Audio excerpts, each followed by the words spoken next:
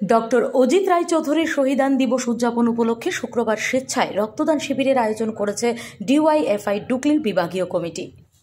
Vidyasagar party অফিসে এই রক্তদান শিবির আয়োজন করা হয়। এই কর্মসূচিতে উপস্থিত ছিলেন সিপিএম রাজ্য সম্পাদক তথা বিরোধী দলনেতা জিতেন্দ্র চৌধুরী, সংগঠনের ডুকলি মহকুমা সম্পাদক নারায়ণ দেব, রাজ্য কমিটির সদস্য সমর চক্রবর্তী, ডিওয়াইএফআই রাজ্য সম্পাদক নবারুণ দেব সহ অন্যান্য নেতৃবৃন্দরা। এই রক্তদান শিবিরে বক্তব্য রাখতে গিয়ে সিপিএম রাজ্য সম্পাদক বলেন, গণতান্ত্রিক অধিকার রক্ষার জন্য ডক্টর অজিত রায়চৌধুরী জীবন দিয়েছিলেন। এই গণতান্ত্রিক অধিকার আজ আরো বেশি আক্রান্ত এবং রক্তাক্ত। এই গণতন্ত্রকে পুনরুদ্ধারে সকলকে এগিয়ে আসার আহ্বান জানান তিনি।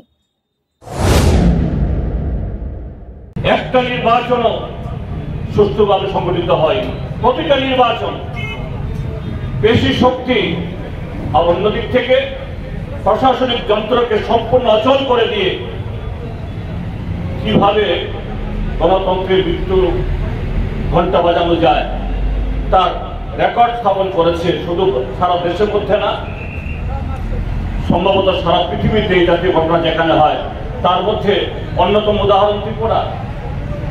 এবং সর্বশেষ যে পঞ্চায়েতের অধিকার, গ্রামীণ জনগণের অধিকার রক্ষা করার জন্য অজিত রায়চৌধুরী জীবন দিয়েছেন, সেই পঞ্চায়েত তার অধিকার হরণের যে নমুনা ত্রিপুরাবাসী রেখেছে। 70% আসন জবরদস্তি করে গায়ের জোরে দখল করেছে, বাকি 30% আসনেও স্বাভাবিক ভুক্ত হয়নি। তারপরও গ্রামীণ জনগণ, বিরোধী দলের প্রার্থীরা শুধু না, বিরোধী দলের সমর্থকরা শুধু না। Bureau report, S Bharat live 24 hours.